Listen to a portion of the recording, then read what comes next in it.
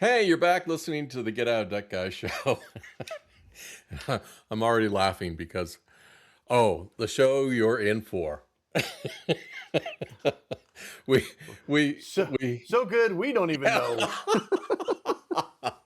no need to talk about it, Damon. We'll just do the show. I'm Steve Rhode, Yes. otherwise known as the other guy, the old Get Out of Debt Guy. With me, as always, is the guy you can locate at DamonDay.com. DamonDay.com. Damon Day. He's the new Get Out of Debt Guy. And Damon, as I said right before I hit record, we'll figure it out. Well, I was just thinking, you call me the new Get Out of Debt guy, Yeah. but how many years, so I've been doing this 20, 25 years. When do I just become the Get Out of Debt guy? So the new Get Out, it almost makes it sound like I just started. When I die. I got training wheels. No, when I die. Oh, great. That's awesome. And then this show will stop because I won't have an editor. Oh.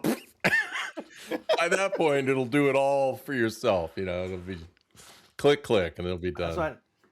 Steve, I need you to live long enough until Claude can take over your duties for me. Well, that can be arranged. Well, he's trying to invest for you right now. Yeah, so we'll talk about the investing experiment that's going on. Big changes in that today. We'll talk about why there was no podcast yesterday when it was our regularly scheduled day. We're going to talk about... We did the podcast. Yeah. Life. You just don't get to hear it. Life didn't hear it. And we'll talk about some of our debt frustrations and things that are going on. So if you're not subscribed yet, here's your PSA. Hit the damn button, follow, and subscribe. And all right. And maybe we'll talk about a little investing too. Yeah. People need to invest. Yeah. So what do you want to lead off with? Why don't we start off with VOO? VOO. Okay, let's talk about investing. So the big change is... Let me get that solicitor off my Ring camera. Yeah, Steve called me this morning. He had to scare away a siding salesman from his porch. Yeah, I got 2 no soliciting signs, right? One, a huge one right above the doorbell. So I had to tell the guy, look, do you not see the sign? I'm not trying to be obnoxious, but do you need an optician? Yeah. It's like, I don't need anybody coming to my door to tell me what he thinks or she thinks I need. Right. We live in a day and age where if I have something in my brain that I think I might need something, I've got a little thing in my pocket. Yeah. That can tell me everything I need to know about whether or not I need that one thing. Well, I mean, I don't need some guy walking around my neighborhood telling me that he just helped Johnny down the street, so he just happened to be in the neighborhood, and he was running a special just today only. Well, get off my porch. The alert was, man on hoverboard on your driveway. You're like, oh? Yeah, I know what the hoverboard hey, Marty means. McFly. Yeah. It's Marty. I got Marty here. All the solicitors come by one wheel in my neighborhood because there's so much room between houses. One wheel. Get off my lawn. Yeah, that's how you know I'm not the new Get Out of Debt guy. Get off my lawn guy. I got a gray beard, bro. Oh God, I hate all the roofing guys because the pitch is, especially after a storm. Oh, the pitch is always the same.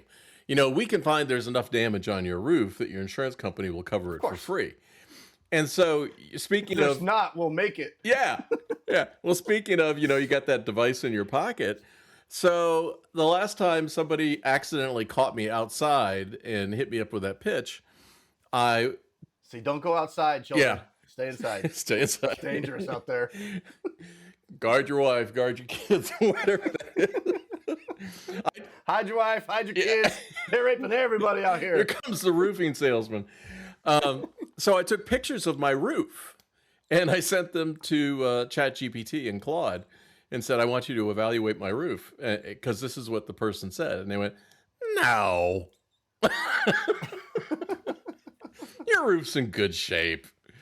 So I even went the step further and contacted my insurance broker, not my insurance company, my insurance broker, who I can talk to without them telling the insurance company that I had a question.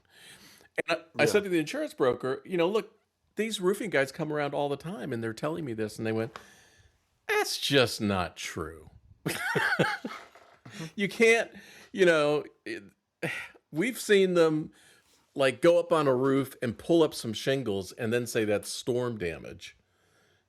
And Yeah, 100%. yeah, I mean, no insurance company is going to go, oh, you got a dented shingle? Here's a new roof. Well, you know, I had an AC HVAC guy come out. We've been in this house like 3 years now, right? And you know, I haven't had the AC ever like looked at or anything. And this house was built in 15, so it's, you know, it's what is that, 11 years old or so, give or take. So, you know, the air conditioners out here in Arizona, right? Mm-hmm. So I'm like, you know what, it's probably a good idea have one of these AC guys come out and give it a, you know, they offer, you know, $25 tune-up service per unit or whatever, right? Like check it out, blow off the whatever, I don't know, like make sure it keeps running good. So right? you're telling me So you wanted to get blown? Is that what you're talking about? Yeah, well, you know, once a year, it's pretty good. You know, it's recommended. My birthday. No, just kidding. I digress. What kind of a show is this, Steve? So he comes out. He's a nice guy and everything, and he does his service, and he goes, "Man, these are looking really good for being as old as they are." Kind of like, I'm like, "Oh, okay, good, sweet." And I thought like he was gonna actually like do some things to like service them, keep them going, or whatever. Yeah. And he didn't do anything, but he got his iPad out and proceeded to tell me all the things that he noticed that needed to be addressed. All the upcharges, right? yeah. And then when it's all said and done, he's doing all this stuff, and you know, well, you know, this could be going out, and this could be this, and this could, and the AC's working fine, by the way, right? So, but of course, it's July, you know, going into July and stuff. But he's doing all this stuff, and this bill is getting up to like, so if we do all these recommendations, it's like $20,000, you know, and I'm like, no, I was like spending $50 on getting my AC tuned up. It's working fine, but I want to do the responsible thing. I thought I was going to spend $50, and this guy's trying to like, you know, here's your $20,000. And then I was just curious, and I was just like, well, you start spending, and maybe it wasn't 20, maybe the first bid was like 10 or something, but it was at a point where I was like, well, how much would new units be? Like you cross a certain point where you go, you know, everybody's putting lipstick on a pig, or you spend 7, 8, 9, 10,000, and so, the new units were $30,000, like for 2 units and all the stuff. And then he hits me up with, he goes, "Were you in the military?" And I said, "No." And he goes, "Well, we have a military discount." Military discount. And he goes, and this is how I knew the guy was total bullshit. He then goes, because he's like, "Were you in the military?" I go, "No, I was not in the military." "Anybody in your family in the military?" And I was like, "Well, yeah, I've had." And he's like, "And I'm sure you know people that were in the military, right?" Yeah. And I'm like, "Yeah." He's like, "Yeah, I can get you that discount." So basically, the discount is bullshit. You never were going to charge me as much as you told me. Like, get the hell out of my house. I mean, I was nice about it and everything, but like, dude, get out of here. Yeah. You gotta hide your kids, hide your wife, man. They're out there. They're everywhere, especially in debt relief. I full circled it. That's pretty good. Watch out for them debt relief salesmen. They do the same they're all thing. Commission, you know, bullshit. Oh, gosh, it's exhausting. Like, you never know. Everywhere you turn, it's like I've gotten to the point in my old wisdom, right? Mm-hmm. Yeah. It's that if anybody comes to my door or calls me, I don't want it, I don't need it, and I don't want to pay for it. That's the exact same thing that applies to debt relief. If somebody called you, texted you, or sent you a notice, that is a sales pitch. That doesn't mean you need it or it's right for you or anything else. I had a client once, I've told this story before, and she was just living paycheck to paycheck, and she woke up one morning and her hot water heater went out. So she called a plumber. And the guy came out and said, "Yeah, you need a new water heater. This one's out." Sold her a new water heater, $700 or something like that. And turns out the circuit breaker had just flipped. Yeah. You know, I've got a good electrician out here. This is an embarrassing story, but I'll go ahead and tell it because I just, you know, I like if I can help the people. Yeah, right? the peeps. So I have the outlets in my garage weren't working, and this is how we just moved into this house, you know, 3 years ago. This was 3 years ago, and I'm handy enough, and I'm like, okay, all these, you know, it wasn't just one outlet. It was all of them in the garage, in the kitchen wall next to the garage. So I'm like, all right, it's got to be a breaker. Go check. No, all the breakers are fine. And so then I'm going around, okay, it's got to be a GFI. And I'm going around, can't find it. I found one, pushed that wasn't it. I swear. So I was like, dude, I don't know what's going on. So I called the electrician out. he comes out. He was there for 2 minutes. He goes to, and I don't even understand if my brain just broke or what, but there's two outlets in the garage. One's on the ceiling where the garage door is plugged in, and one's on the back wall, and it's a GFI. And I swear I pushed it. Yeah. He goes in, he pushes it, everything works. Yeah. And I'm just like, I know this is very embarrassing, but I swear to you, I already tried that. And he goes, now I get it. It happens all the time. He goes, I feel really bad. I have to charge $300 for the trip. Yeah. Is there anything else I can look at for you? Like, it's like, dude, I feel like it wasn't his company. Like, he worked for the, so he's like, I have to charge for the trip. Can I do anything else while I'm here? Yeah. Right. And I was like, did you come up with anything? I'm an idiot. No, there was nothing else I knew about. Although he did save my butt again, because my wife wanted to get a spa in the back corner of our yard, but the spa was like 100 feet from the panel. Yeah. And so I was like, well, let's just get like a 110 spa where, it's not as good, but you don't have to run 240, 100 feet and dig up the whole yard and all that stuff. Yeah. And I was like, they're cheaper. They're not as good, but it's a tub with hot water in it. Right. Let's look at that. And I knew I already had power out under the gazebo out there. So I had my electrician come out because he had to install some fans on the back patio.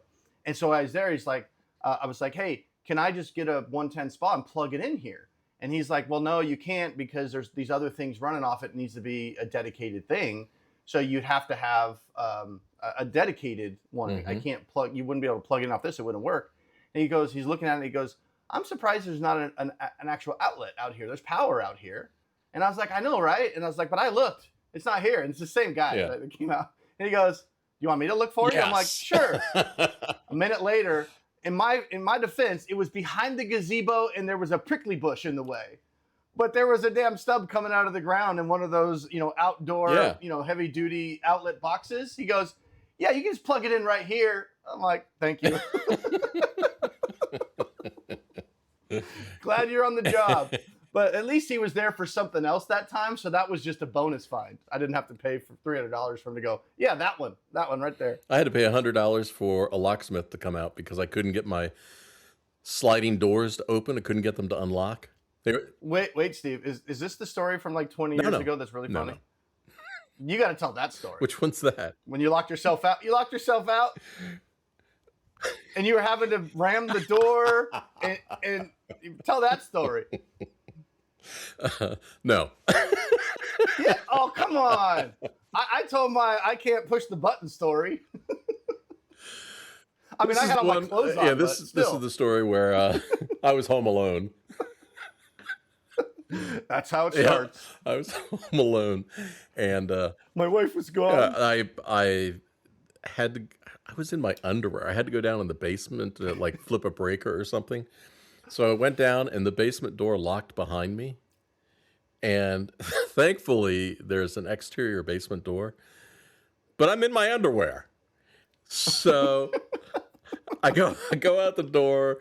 I run around the back of the house, and there's no door open. So I'm on the side of the house.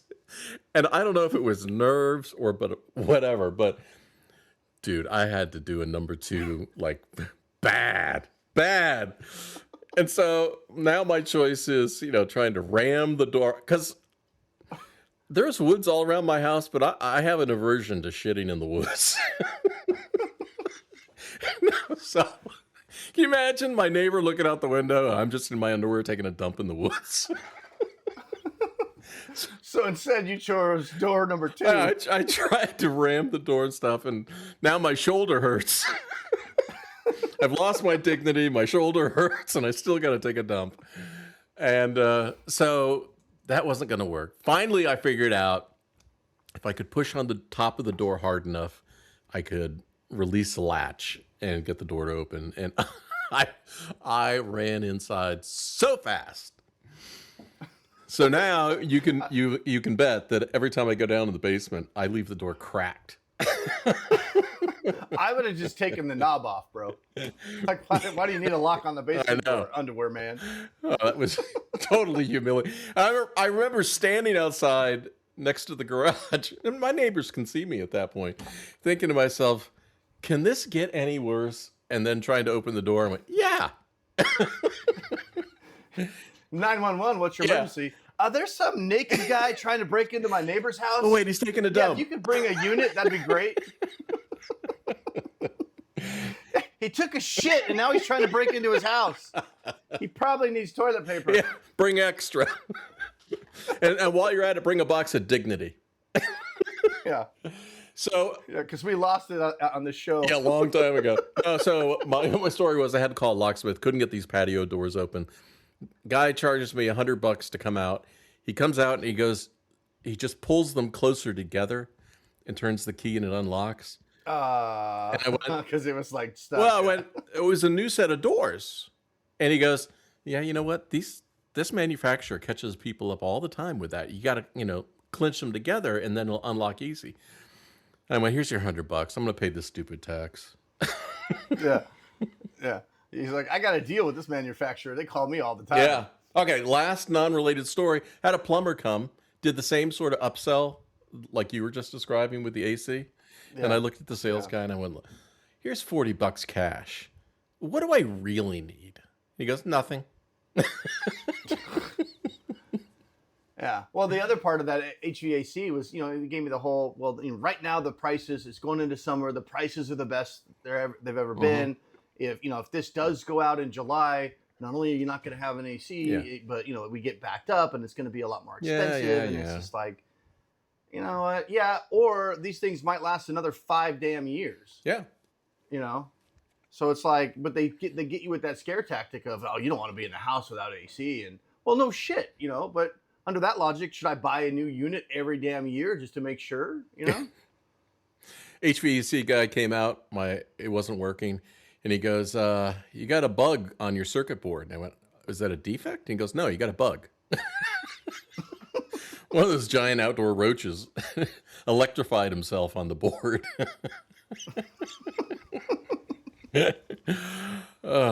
Okay, so. Salespeople. That's the lesson of the day, folks. Watch out for sales. Salespeople are very expensive. Cost you money. Yes. Yeah. Okay. Well, hopefully we've passed on some wisdom there. So let's talk about investing. The investing experiment that's going on right now is, when you're getting out of debt, there are two components to it, both reducing your debt and saving money at the same time. You cannot let time go by without saving something. So on the getoutofdebt.org site, I've got this AI bot running, trading money, my cash, and trying to find out if there's an easy way to maximize your returns and beat the boring old stock market index fund. And so Damon's put $1,000 in a VOO, it's VOO, it's a Dow index fund. And then I got my bot trading. So we both started with $1,000. What is your balance right now, Damon?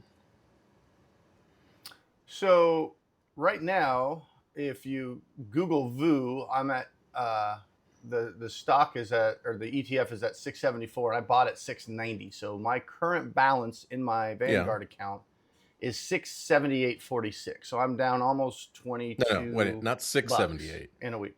What did I say? 978. Sorry. They'd be like, don't put money in that. Okay. Yeah, 978. I'm down $21.50. Okay, we started on Monday. We started on Monday. Okay.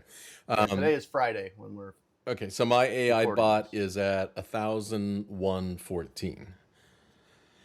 So if you just took a snapshot as of right now, Claude's kicking VOO's ass. Yeah, well, for the first 4 days. Yeah, so I woke up at 4 o'clock this morning and wondered, I haven't tested every research, every stock trading strategy out there, like quants, day trading, signals, everything else. So I launched a whole 3-hour research session at 4 o'clock this morning, comparing all of those strategies, day trading, the empirical formulas, the strategies, everything else. And what it came back with was some very interesting stuff that I'm using now to write a series about this. But I know you wouldn't be surprised, but 97% of day traders lose their ass. Lose their ass, 97%.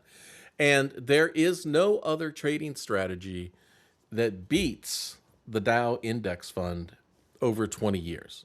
Now, I'm beating you right now this Oh week. yeah, this is a 4 Yeah, days only, it so doesn't mean it's a anything. very small Yeah, window. doesn't mean anything. But when you look at the rate of return over 20 years in a Dow Index Fund, it's like 700%.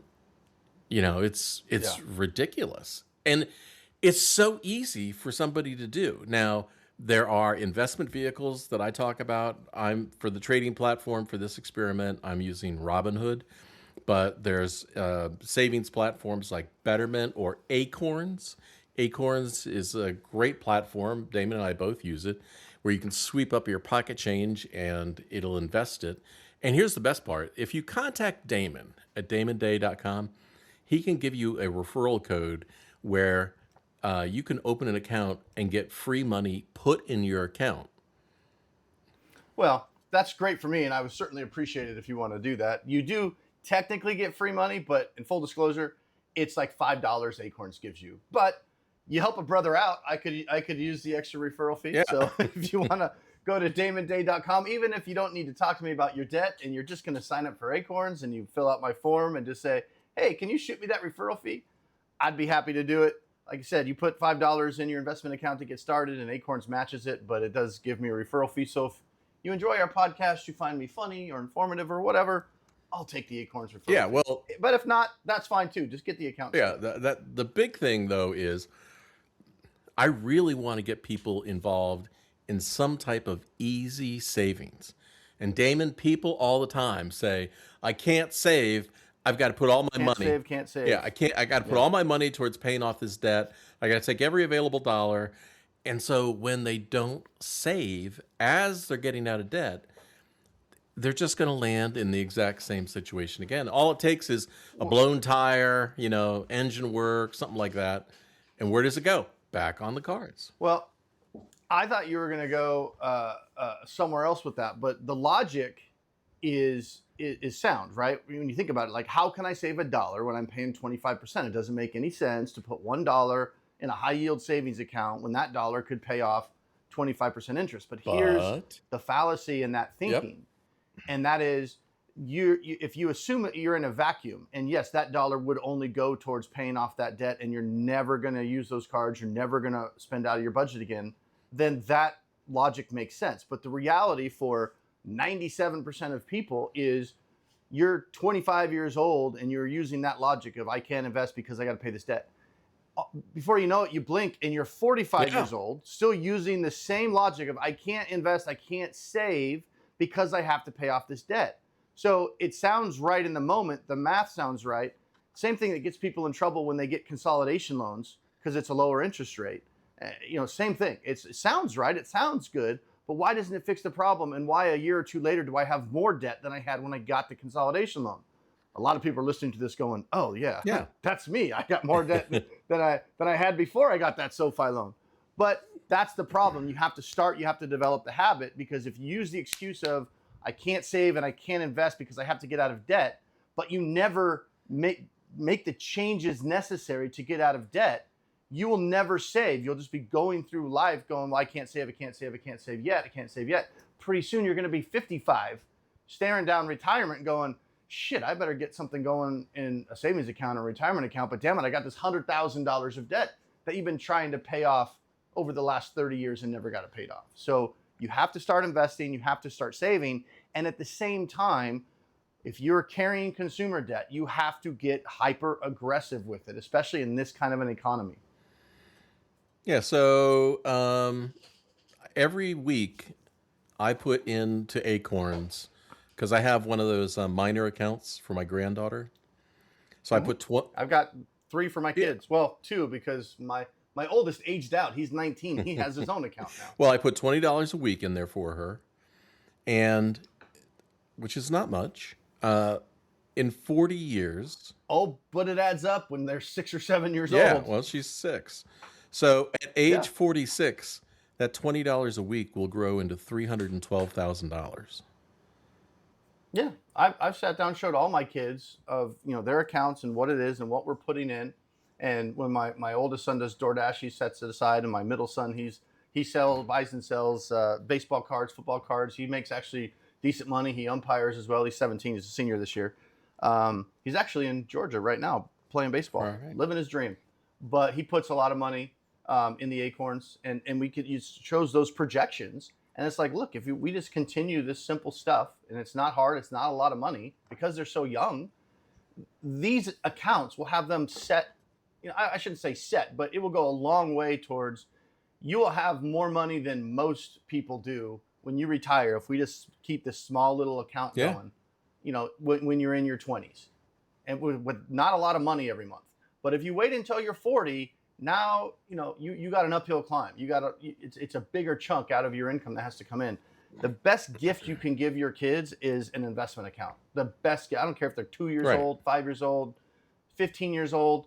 And Acorns makes it super simple. You can set up your own account, and then you can get what they call Acorns Early. It's that's what accounts, that's what she custodial has, accounts for your kids, and just get them teach them at a young age to get excited about seeing that investment grow. Get them excited about saving and investing, or else they're going to get excited about spending. Right, exactly. Right? That's the problem. That spending kind of fills our void. We get stressed, so we go shopping. How about let's get stressed, so let's look at our investment account and then feel better. Well, I have a whole bunch of money in that account. I feel better. I don't need to go buy how long have we been doing this Acorns experiment together? More than a year? Less than 2? Yeah, more. Yeah, we've had Acorns accounts for a couple of years now. Yeah, so maybe 2 years. yeah, her rate of return on her account is 15%. You look at what your local bank pays you for a savings account. You're giving them money. Acorns, the savings account with Acorns is right now 3.35, I believe. And so why keep money, more than a few bucks in your local bank paying you 0.35%, when you would just link that account to your Acorns account? And with Acorns, you get an IRA, it's a Roth IRA, you get a high yield savings account, and the rate varies depending on what the Fed's doing. But right now it's at 3.35, which is way more than your local bank. You also get access. You get an investment account and a checking account if you want to use that checking account. So you actually get 4 accounts in one for like anywhere from $3 to $12 a month, depending on what suite of accounts you want. So here's the other part of this and how it relates to debt is, somebody is listening right now and they're going, that's a bunch of bullshit. I don't have any money to invest. I can't do that. I'm drowning in this debt. And here's the key question I always want people to ask themselves. And generally they come up with the wrong answer. And I understand why. But, okay, you're 40 years old. You're listening to what I'm telling you. Have you considered the fact that maybe you could file bankruptcy today? You could free up a couple grand a month or $1,000 a month. You could start saving next month. You'd be set for life by the time you came to retire. So walk me through exactly, what your situation is. And, most of the time they don't hang up on me like that one woman did on you recently. But people are extremely resistant, and they're extremely resistant because it goes against their assumptions and norms, not because it's wrong. Well, that's why people call me, right? I help them kind of work through those blockages and have a breakthrough, right? And you are 100% correct in that we act on emotion and assumptions that are most often wrong. And we think about, I don't have any money to invest, I can't invest. But think about, you do have the money to invest, and think about how diligent and focused you've been for years about making sure you invest in Chase and Bank of America and American Express, and every month you're sending $500, $1,000, $2,000 a month without fail, because you don't want it to hurt your fucking FICO score, right? And you've spent 20 years of your life, 10 years of your life, every month consistently giving these banks $1,000, $1,500. You have the discipline, you have the money. You're just choosing to send it to the wrong place. Right. Why would you be that diligent and disciplined on behalf of the bank, but not even care about yourself and your family? Damon, it's morally that's wrong. That's what you're choosing to do. That's what you're choosing to do. It's morally wrong for me to do that. But is it more or less morally wrong for you to intentionally and knowingly retire broke? That's what. So, I mean, these are just assumptions and things that I help clients work through.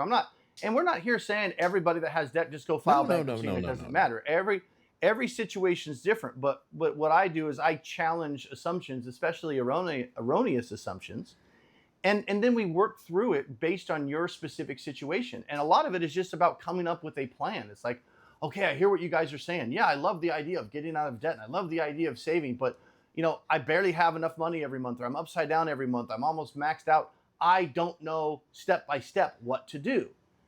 If only there was a guy that could show you. If only. Well, and I could pick up the phone. Yeah. If only. And Damonday.com, DAMONDAY.com. But the big hurdle for somebody is, okay, if they come to the realization, I need to do something different, then again, because of emotion, because of where they are, mentally right then, they're either depressed or lost, alone, afraid, confused, don't know what to do, analysis paralysis, all those things, they just stop.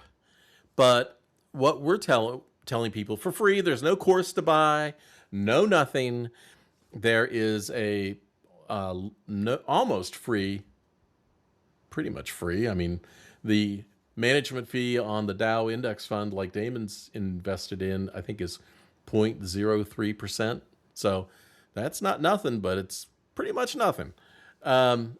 Easy way for you to tuck away money and start to invest. Now, I have perfect proof on this whole emotional hurdle or wall that people hit, because earlier this morning I was looking over the 300 or so Ask Steve chat sessions that I've had on the website in the past month. Mm-hmm. And probably 80 to 90% of them will just stop midstream and never finish the chat because Squirrel. They were hit with a question they didn't want to face. Ah, so you haven't been hung up on, but AI Steve gets hung up on all the time. Well, it's like that question, but have you considered this? And then Hey, click. Yeah, click. So I get hung up on all the time. But it's working through what I most want, I guess, is for people not to leap towards bankruptcy. You're right. We're not advocating bankruptcy for everybody. But I want people to explore all of the options and then make a good decision. You and I, Damon, both have known people in our lives where you will ask a question and there will be an immediate emotional response. And I think that, I can speak for myself, being a former search and rescue pilot, that when you're flying the plane and everything's hitting the fan, you don't need to panic. You need to work the problem one step at a time. And it's the same sort of thing here when dealing with your finances and your debt. You don't need to leap to do something. You don't need to jump into a program with the first person you call. You don't need to click on an ad. That's how people get in trouble. Absolutely. They wait to make a decision until they feel like they have to make a decision because they don't have enough money. They're maxed out on credit cards and they're like, oh my gosh, I'm going to miss payments. And now I'm in a panic mode rather than addressing it before they get to that point. And then they end up jumping into some debt settlement program or something else because they're afraid of bankruptcy or the guy sounds really good or whatever. And then you end up getting a text message or a help request like I got the other day. Right, Steve? Yeah. So quick story time. There was somebody I spoke with back in 2021, and we went over a situation, younger guy, and he should file bankruptcy. It made total sense. I told him what the alternatives were, but he didn't have the financials to make any of the alternatives make sense. He didn't want to do that though. So. And which is fine. It's his choice. I always tell clients, it's like, hey, look, this is your money. It's your life. It's your credit. So my job is not to tell you what you have to do and beat it into your head. Right. My job is to tell you what I think you should do and why you should do it. But if you don't want to do it, here's some options. And here's what you're going to have to do to avoid this thing that you don't want to do. And so anyway, he kind of followed this pattern. But he didn't want to do what I suggested. And so every couple of months, I'd get a text message from him. And it was just, well, I was thinking about this, or what about this? Like, it just kind of kept trying to find ways for me to agree. He wanted that, to you can do negotiate that. with you. Well, yeah, but it's like I had no horse in that race. It was like, you don't have to. So anyway, this went on for like 2 years. Every couple of months, I'd get a random text. I'd consider it, and I'd tell him why it wasn't a good idea and why he needs to do what I originally told him. Unless something changed. And then I didn't hear from him for about a year, and I get this text out of the blue after a year. Hey, I got another job. I'm making more money now. So now he's basically saying he can't file bankruptcy. Yeah. Of course, if he would have done it 2 years ago when I told him to, we wouldn't even be talking about any of this stuff. He'd have this great new job and have plenty of money and no debt. But he didn't. He drug his feet and slogged away and pissed away a whole bunch of money. And that's fine. I mean, again, it's not my life. It's yours. So, who am I to judge? Whatever. You want to spend a whole bunch of money? You do you, boo. Whatever. So anyway, then he says, so now I think I want to settle the debt. I want to hire this debt settlement company. He gave me the name of the company. And I said, no. And at this point, I was kind of like, okay, I got to be just as direct as possible because this has been 2 years now. I got to help help a brother out, right? Like just be super direct because, trying to be PC about and I said, no, do not hire this company. It is a bad idea. This company charges a hell of a lot of money and they don't do a good job. They got bad reviews all over the place. I don't think you should settle your debt right now. But if you really want to settle your debt, just call me and I'll help you settle your debt. I'm a lot better at it and I'm a lot cheaper at it. And I was just direct with it. I'm like, if you insist on doing this, I don't think it's a good idea. But at least let me help you with it so we have a fighting chance of doing this the correct way. So I was super direct about do not hire them if you really want. And this is 3 years later, right? Just hire me. And of course, no response. Don't hear from the guy for like 3 years. 2023, I think that was. I got a text message or a help request. Not even a text message. Maybe he lost my phone number. I don't know. A help request from the website. And I recognized the name. And I went and I did a search in my file. I'm like, oh, this is this person. Yeah. Oh, okay. And the help request just basically said this. I'm halfway through a debt settlement program and I'm not happy. I need help. Who would have seen that? And it's one of those, I just slapped my head. And to be honest with you, I didn't even respond. I'm like, you know what, dude? I've given you 4 years of telling you the same thing, even super direct. No, you're just wasting my time now. At a certain point, it's like, I can't help you. You've spent 5 years doing the exact opposite of everything that I've told you. And he's not a client of mine. He's just a guy who keeps texting me, right? So I'm like, I'm responding. So he's not even a client, right? It's not like I have an obligation to help him. But it's just like, why would I keep investing time when you're just going to do, maybe I should respond and just tell him, yeah, you should stay with that program. And then he'll immediately cancel and get out of it. Because he always does the opposite of what I tell him. Yeah. So I'll just do some reverse psychology and be like, you know what you should do? Stick with it. And then he'll be like, no, they suck. I'm not happy. I'm quitting. Oh, darn.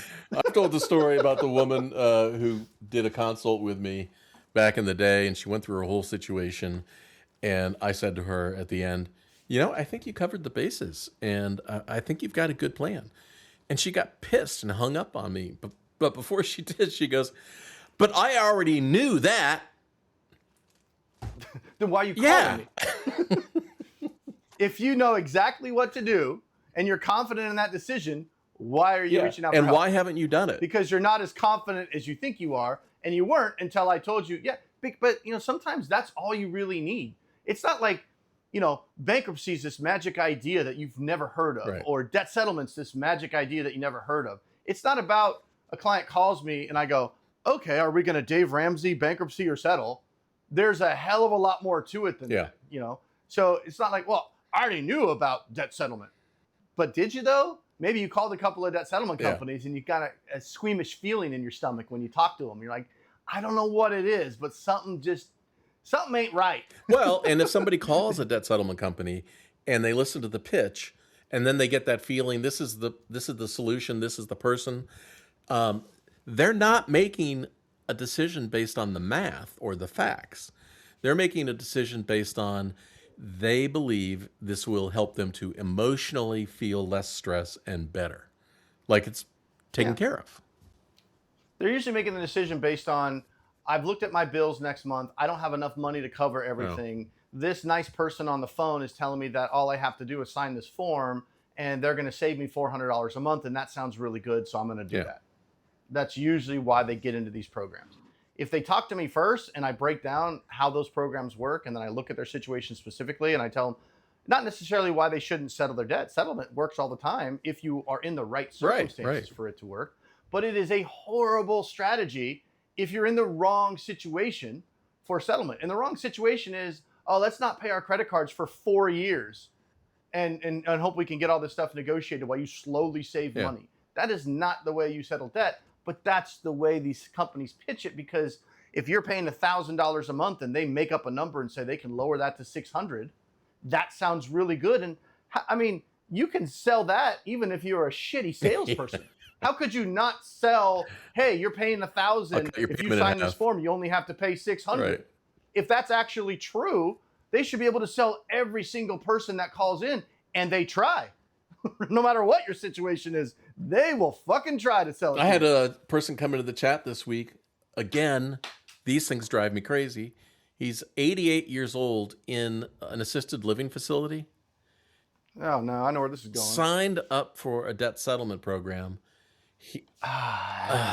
And the chat asked Steve, based on my 30 plus years of experience, asked him, on the getoutofdebt.org website, yes. Getoutofdebt.org, you can go and you can chat with AI Steve, which is actually really good.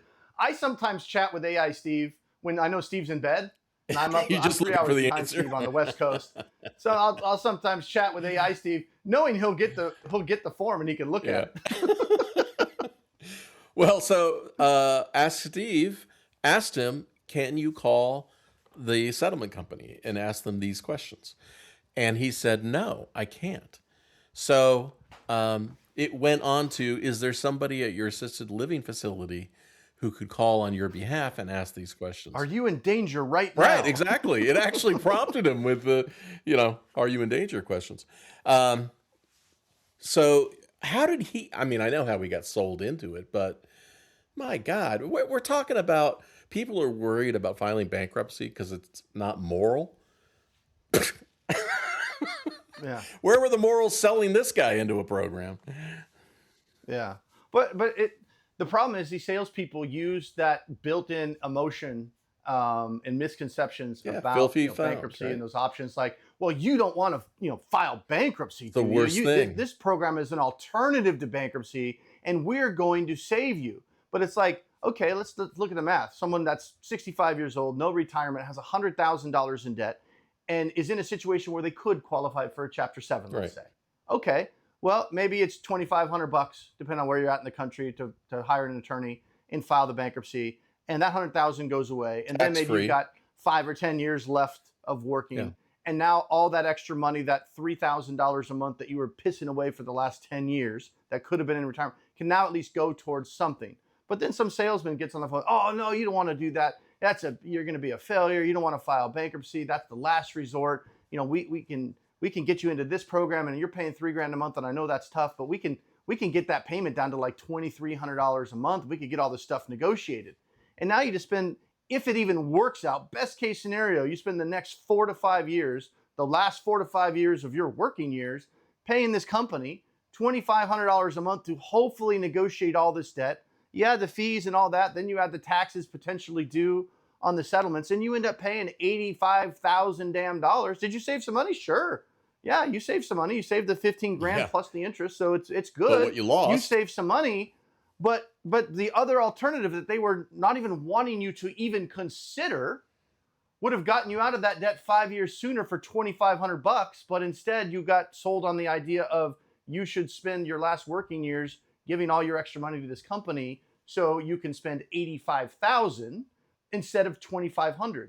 At least looking at that math, don't you think it makes sense to at least consider it? At least, well, tell me a little bit more about this so I can make a more informed decision, because the difference in what I'm going to have to pay between these two options in this scenario is, $82,500, and I've got no savings and I'm about to retire. Maybe I should consider $82,000. And then you start worrying about your FICO score.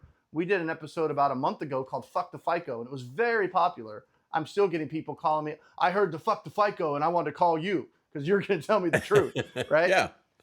you start getting into that math and you go, okay, if I'm going to save $80,000, do I care? How much do I care about that FICO score? What am I doing with that FICO score over the next couple of years? I know we want to have a good FICO. I'm not an advocate for screwing your FICO just for the sake of screwing your FICO. I'm not a Dave Ramsey type that says go through life without a credit score. It's a hell of a lot easier to go through life with a good credit score. But sometimes the cost isn't worth it. And sometimes giving up that good credit score for 2 or 3 years is worth $80,000 or whatever the situation is. So and it's not about... Let's base this on facts, because even the Federal Reserve Bank has said that those people who file bankruptcy or eliminate their debt quickly do better financially in the long run than those who just let it trickle along. 100%. You know, if you're in so much debt, nobody's going to give you a loan anyway. What does it matter what your FICO number is? You can't get a loan. You know, or you have like the lady the other day that I was talking to, right? That was like, that absolutely 100% needs to file bankruptcy. But again, I can't force you to do it. You might text me for years after trying to prove me wrong. And in the end, just prove me right and then wish you would have done what I told you 5 years ago, and this problem would have been gone. It's like our investing experiment, right? Somebody goes, I'm going to prove them wrong, and puts in, you know, money in their investment account, and then comes out with a 50% return. Yeah. But you know, we all have these things in our head. Like, she was so adamant about not wanting to file bankruptcy, and she checked every box of why she should file the bankruptcy with age, income, amount of debt she had, no retire. Everything was boom, boom, boom, boom, boom. Simple Chapter 7. And I know sometimes it'll take some time to absorb that, but everything I said, I got a yeah, but this, and that's fine. That's how you start working through things. But when she hit me with the, well, if I have bad credit, my insurance rates might go up. And I paused because I'm like, I wanted to be delicate with my response because I understand that I've been wait. I think you left out the best part. Which is the best part? Where doesn't she say, but I've worked so hard to get where I am today? No, that was a different client. Okay. I got all kinds, bro. Damn. Well, I shouldn't say client. She wasn't a client. She was just, you know, called in for free advice and didn't like my advice and hung up on me. That was a different one. Which is fine. I mean, again, it's not my life, it's yours. I don't have a horse in that race. You don't want to take my advice after 25 years because you don't want to hear the truth. Okay, you can hang up on me all you want. You know, sucks for you. I don't know. You do you, boo. No, but she hit me with my insurance might go up. And this particular person had $100,000 in debt. No way of paying it off, really.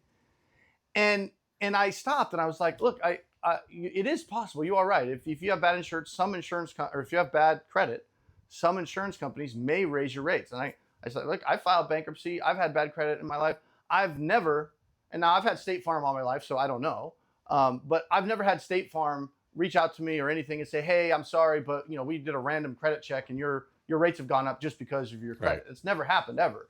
Now, does it happen? Yeah, it does happen. But I told her, I said, okay, you're paying $3,000 a month right now servicing this debt. If you're worried, if the worst case scenario is we get rid of this debt and you have to pay an extra $50 a month on an insurance premium for your car, as a worst case scenario, is that so? It wasn't that. It was she was just in her mind was already dead set against that filing of bankruptcy, and so she was grasping at straws. Like she was just emotionally grasping at. Well, what about this? What about this? What about this? That's fine. And we can address all those things. But when we take the emotion out of it, nobody in their right mind, if they're looking at it as a consultant for somebody else and they're not the ones that are dealing with the decision, no single person in their right mind is going to go, okay, on my left hand, I can spend $3,000 a month servicing this debt and I can keep my $200 a month car insurance premium where it's at. But if I get rid of this $3,000 a month, this $200 might go to $250. It might say $200. But it might go to $250. Oh shit! I don't want to pay $250 on my insurance. No. Let's stay in the debt. Like that's where she was at mentally because she was so stuck. Yep. Right. And so what I want to do is help people get unstuck. And again, the decision you make is up to you. You're the one spending the $3,000 a month, not me. And so and even you got to realize a non-decision. There's people listening to this podcast have been listening for months and thinking about calling and what about this and what about this and I can figure this out on my own. I don't need any help. All right. Every month that goes by that you don't have a better solution is costing you $1,000, $2,000, whatever it is you're paying.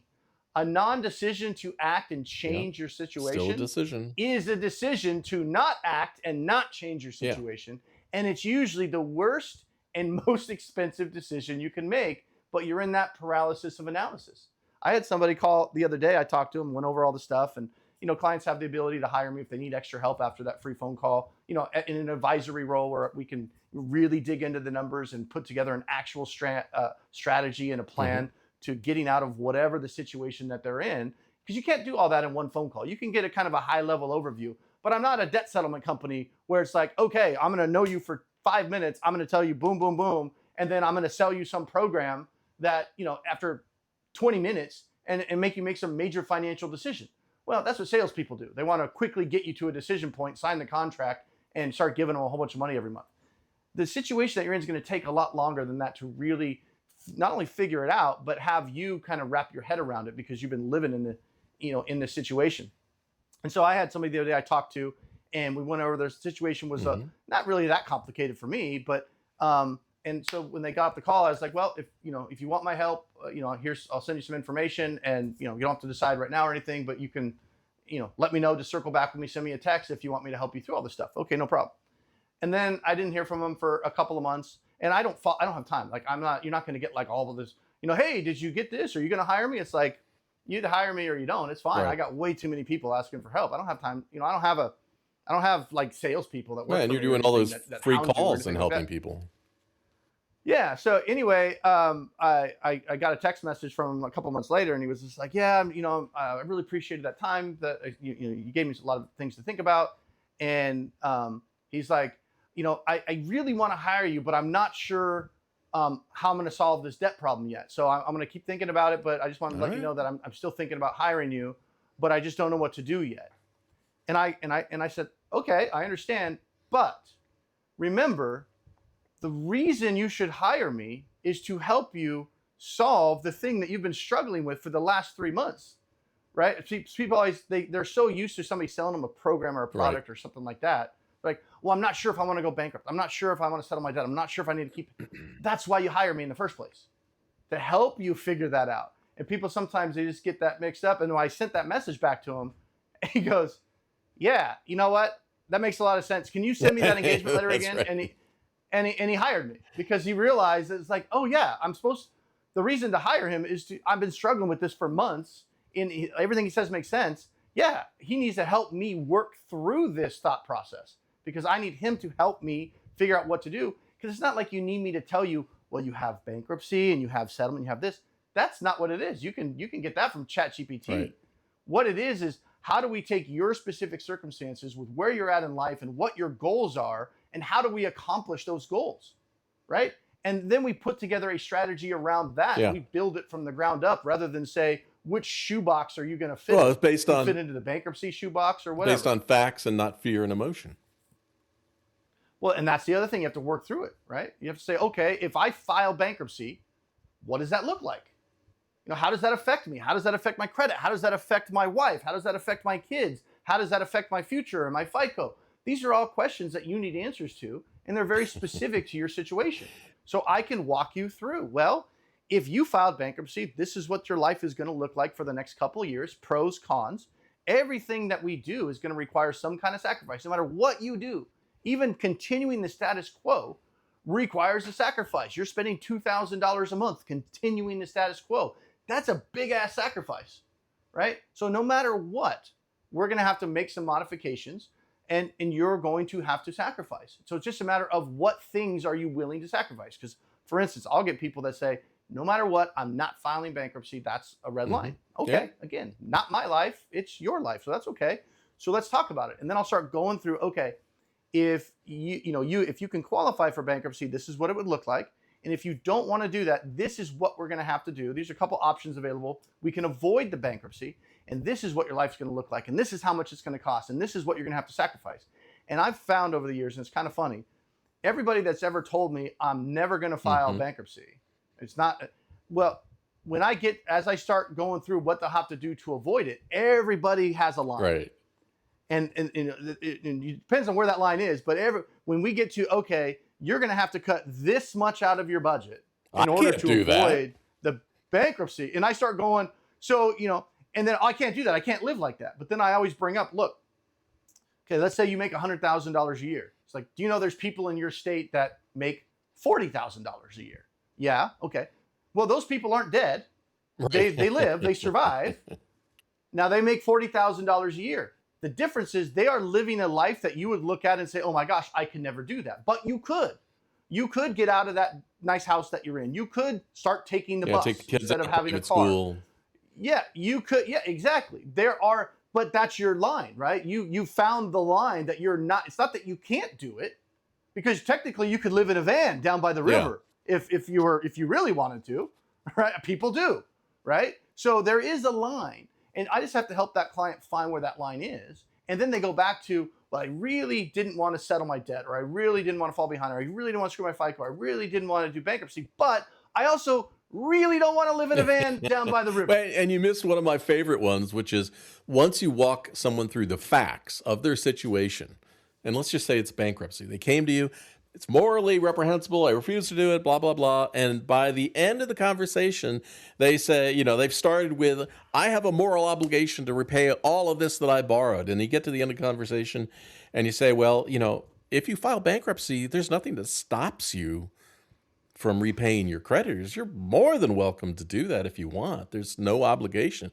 And I have never had a person say to me, yes, that's what I want to do. They always go, why would I want to do that?